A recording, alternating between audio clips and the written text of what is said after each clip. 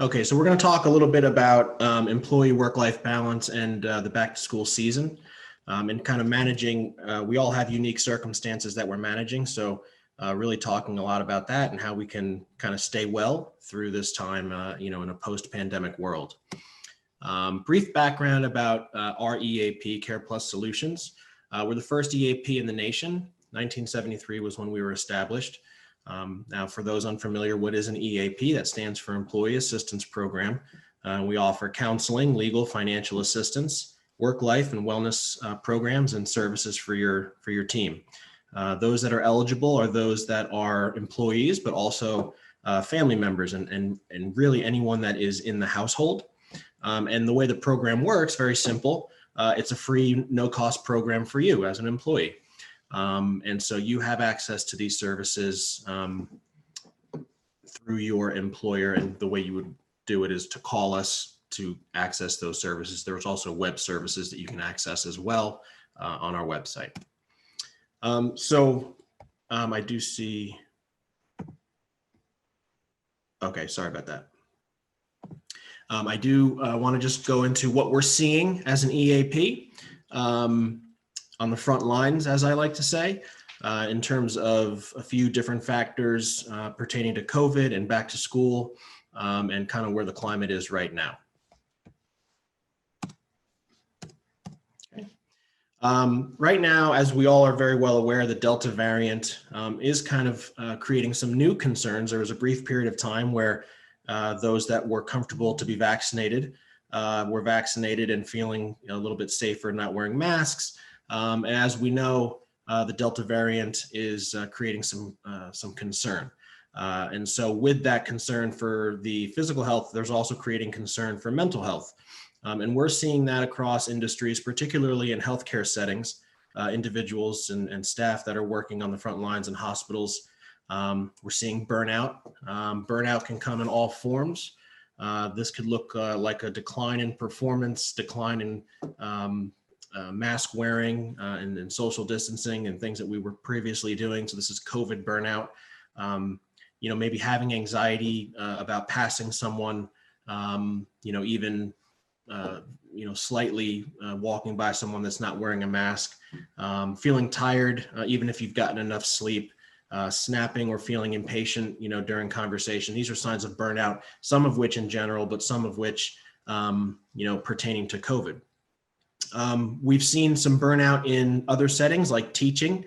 Teachers can sometimes get burnt out from seeing their students feel burnt out. There's kind of a lack of motivation there. We all kind of feed off of each other. And substance use and mental health relapse. So we did see an uptick of that due to increased stress and isolation last year. There was some positivity and some hopefulness, I guess you could say, in the early to mid part of this year. And now we are seeing some concern and a little bit of uptick there as well. And stress obviously comes in all forms. We can talk about different symptoms, loss of appetite, loss of energy, maybe difficulty sleeping, not really paying attention to, your diet as much. And so stress is something we're seeing as we see this Delta surge, so to speak. Another pain point that we're seeing, so the first pain point, kind of like mental health, we are seeing this pain point with vaccination and discussion surrounding vaccination. I try to be sensitive. We should obviously be respectful of all viewpoints and all concerns. And so there's a lot of concern with vaccination and how it's viewed by different people. Some folks are feeling comfortable with it. Some folks are interested to wait to see an FDA approval. And so that is a pain point we're seeing, and it's affecting families and social circles and relationships. And there is some strain in relationships because of this really very sensitive topic that we, most of us feel very strongly about. And so with that, we're also trying to relay, that we're seeing parents with unvaccinated children kind of having increased stress. So under 12 right now, these children are not eligible. And so parents are really having to consider a lot of things that weren't previously, something that they needed to do. So there's a lot of different scenarios there. that's creating stress and kind of strain in some of our relationships. Work-life balance is another pain point we're seeing with our EAP. Obviously, the point of sort of today's meeting is the start of the school year being September. And want to just address a couple things here, some background. Just be sure to stay up to date, with CDC, AAP, that's the, the Academy of Pediatrics. I have all my little acronyms written down here. And your local and state guidance regarding the upcoming school year. So this is the best way to stay informed. Pennsylvania and New Jersey, both of which will be back to school 5 days per week.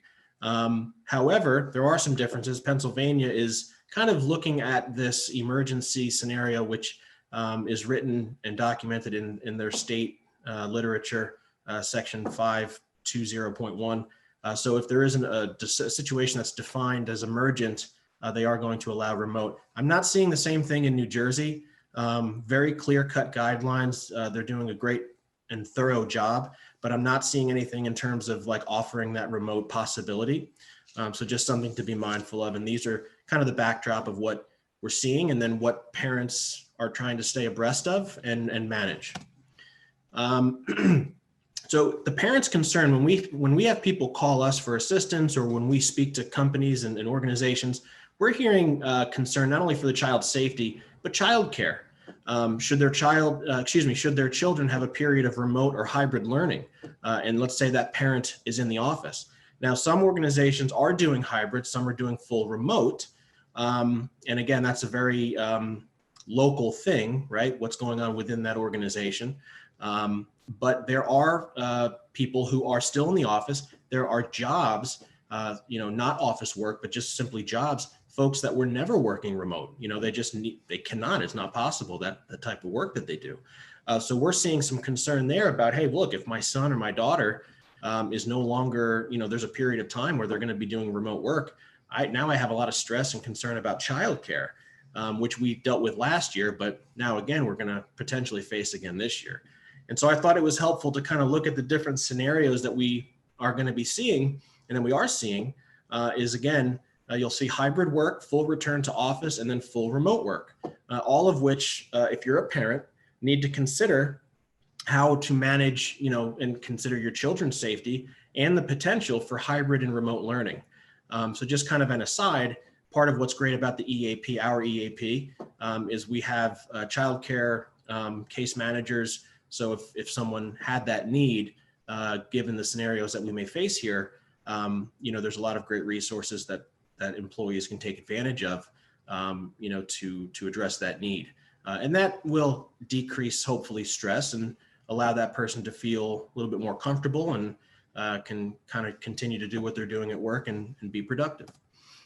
So some employer considerations, and then we'll talk about kind of like ways to stay well. So as an employer, and what we're seeing and what we try to guide folks on is we have fears that are resurfacing, right? Employers know this, staff know this. There's the Delta variant, and we're trying to stay up on news. We are seeing lower than anticipated vaccination rates. Some really important statistics, really interesting that we're seeing all this, but 33% of employers are either mandating or considering mandating vaccinations for their employees, and 72% are mandating masks or considering reinstating use in the office. Sensitivity to the last bullet point there, sensitivity to the parents' concerns regarding the Delta variant breakthrough infections, and then the spread, subsequently spreading that to their unvaccinated children. So these are really important items to be aware of as an employer. Not so much that you need to take that on, but just to be aware of, okay, these are the things that my staff are facing. These are the stressors. Perhaps as leaders, these are things you're experiencing too. 77% of employers have seen an uptick in the work from home requests compared to the pre-pandemic. And across many industries, many are keeping the remote and hybrid arrangements. And again, just a couple more points to consider. Concern regarding safety of children and outbreaks in school settings, and then childcare needs. So kind of we touched on that a little bit, but just want to reiterate the EAP portion of that and how helpful that can be for staff to kind of ease that stress and that burden. And again, these issues are obviously very complicated and emotional. And that's why sort of this gray area, this really nuanced and sensitive approach is going to be really helpful. So as an organization, right, so we consult for managers and human resources on these kinds of sensitive topics, and in addition we do the EAP portion for the staff to help support them. And as an organization, the most important assets that you have are right there in front of you, being sensitive, having empathy, being open and transparent with your messaging as a team, as an organization, about, okay, this is what we're thinking. If you don't have policies or guidelines that are certain, be transparent to an extent, like, look, we're working hard on this, and we're going to keep you informed. That really helps teams to feel supported and valued, and to encourage morale, positive morale and engagement, and kind of feel that connection there between team members and their organizations. Consistent dialogue with individual team members. So this, I think, is very important, because we're talking about, again, as I mentioned in the beginning, we all have very unique circumstances, some of which could be relatable, but we're all in such unique circumstances in so many ways.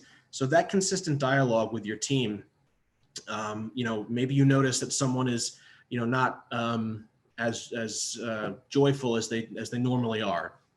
Excuse me, this person is typically very upbeat, and you're just seeing some changes there. Really important to just try to have those discussions, and you're not diagnosing and you're not trying to be that person's counselor, but you're just trying to listen and say, hey, look, if you need to call the EAP, we have this here, we're here for you, we want to help you. And that kind of leads into that next point, which is being flexible as a team, as an organization, so long as the responsibilities are met, right? I mean, I think we've all learned so much that in this last year and a half, if you're not being flexible, and due respect to all organizations, but if you're not being flexible, you're really going to have a hard time. And that communication and that flexibility is just so important. So more employer considerations, very simply promote and encourage the use of the EAP services. That's why they're there.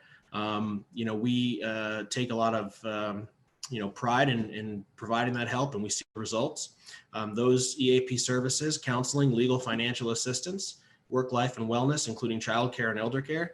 I think that one of the bottom lines is, as a leader, just being kind of educated on what the resources are at the EAP, so that you can just guide the person who needs those services to those resources. You don't necessarily have to say, I know so much about mental health, and I know this and I know that. It's not really your role, and it takes you take on a little bit too much there. It's really just about, okay, we have this EAP. I know exactly what they offer, and I'm going to tell you what they offer so that you can make use of those services. And we'll talk a little bit more about how that can really increase morale and engagement. Contact the EAP for training or presentation opportunities.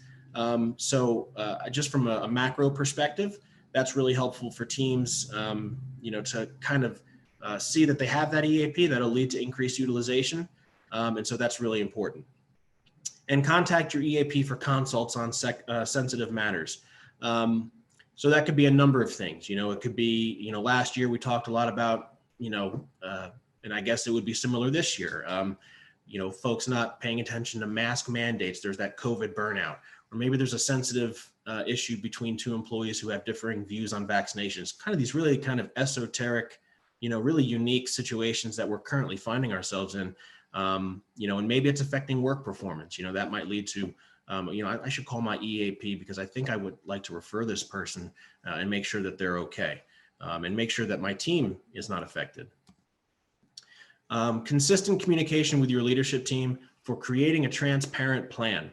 And get feedback from your employees. So important to have that, and I'm, I guess, repeating myself, but that consistent communication, transparent or really open messaging to kind of keep morale up and to keep that connection with your staff. And get their feedback on what they would like to see, what their concerns are, what are their pain points. Now, I always say consult with legal team as needed because, there just are some things that could come up that we, as an EAP, we would say, you might want to talk to your legal department. I'm sure others could speak better to this than I can, but what are the legal ramifications of having a mask mandate? I mean, let's say you have a lot of concern from your team. I would recommend to team leaders and to organizational leaders to consult with your legal team on that and keep them involved, just to make sure that you're doing everything the right way. And really important here in this transitional period of going back to school and, sort of seeing the potential for another surge in coronavirus cases this fall, is really focusing on team building. A lot of this stuff might seem really simple or kind of like cliche, but it's just so important. The morale, studies show morale and engagement will be strong, which would lead to more employee retention when you are focusing on communication and team building and showing teams that they're valued. These are really important things that studies show will lead to better productivity, better morale and engagement, and it's just obviously better for your organization as a whole.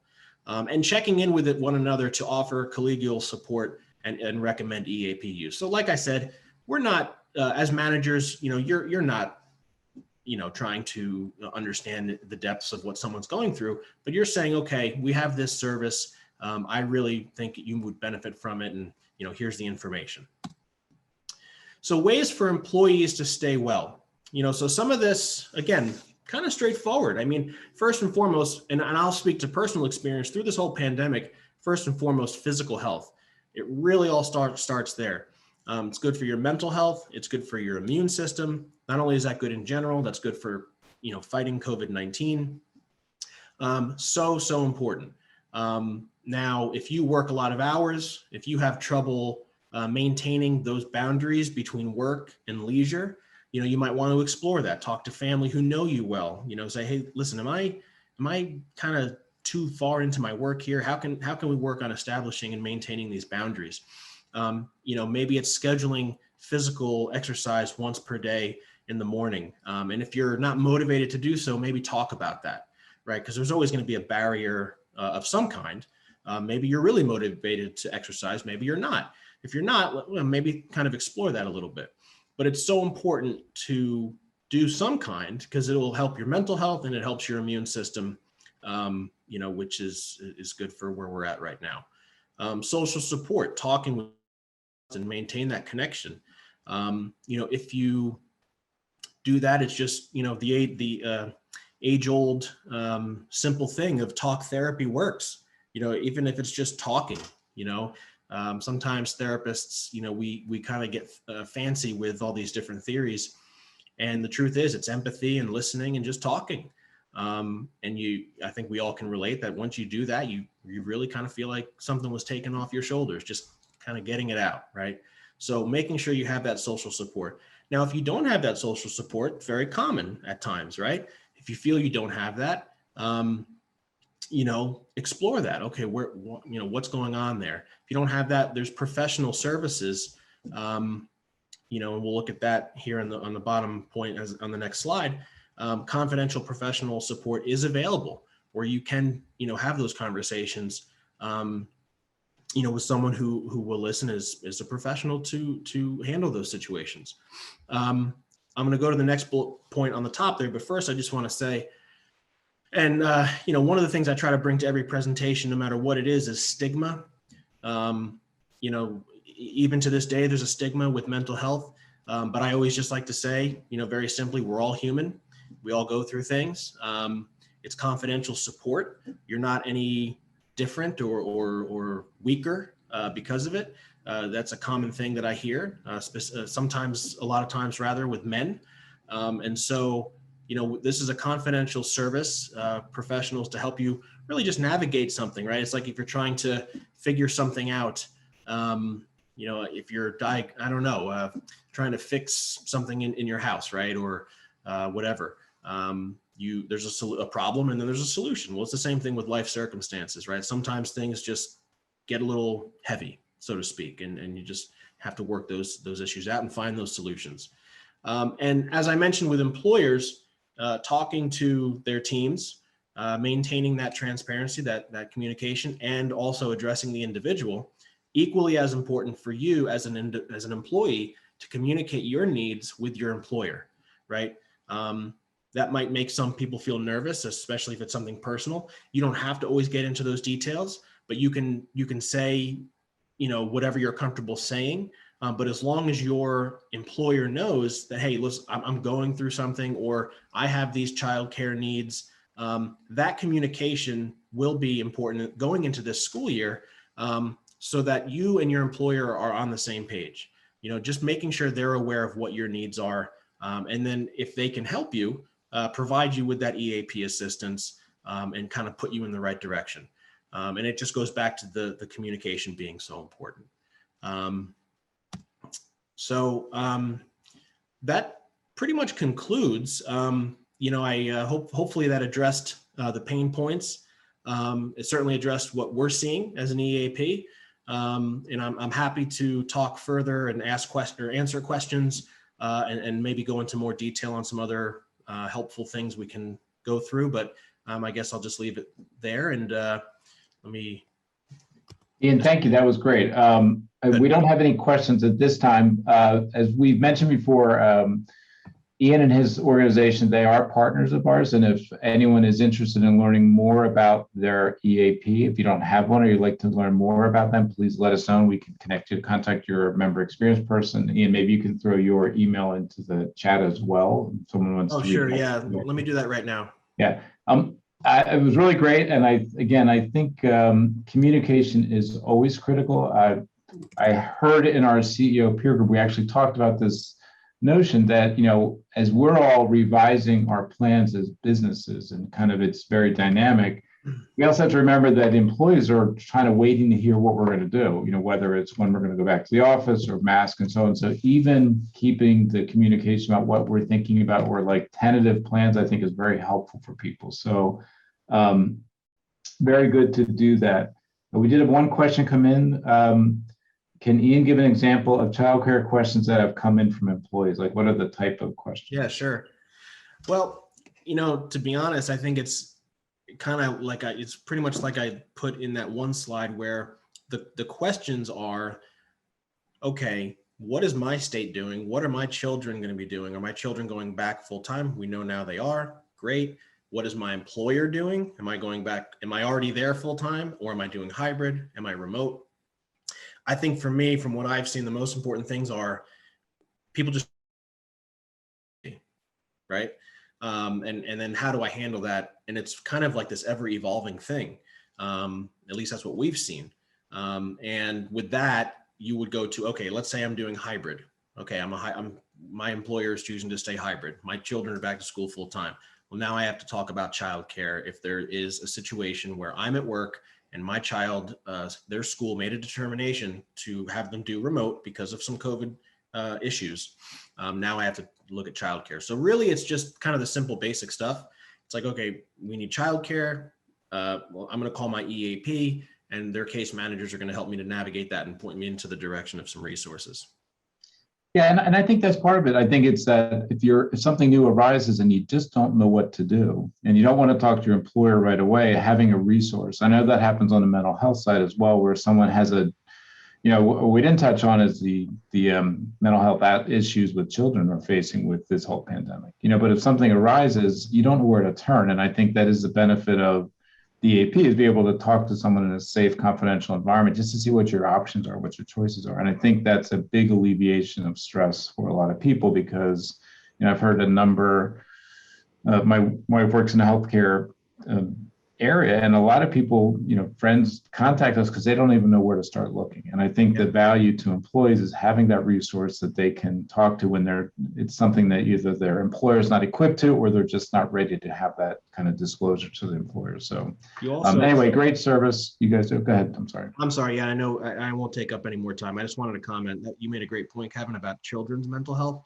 And that, goodness, that could be a whole presentation in itself. But just so important, if as parents, to just monitor that and make sure they're talking and you're communicating with your children. Obviously just very important. Yep. So thank you. Ian, we'll try to have you back every couple of months, because this is, helping people see that they're not out of the ordinary is really great. And but a great service you guys offer. Thank you. Thank you very much, Kevin, for having us. I appreciate that. All right.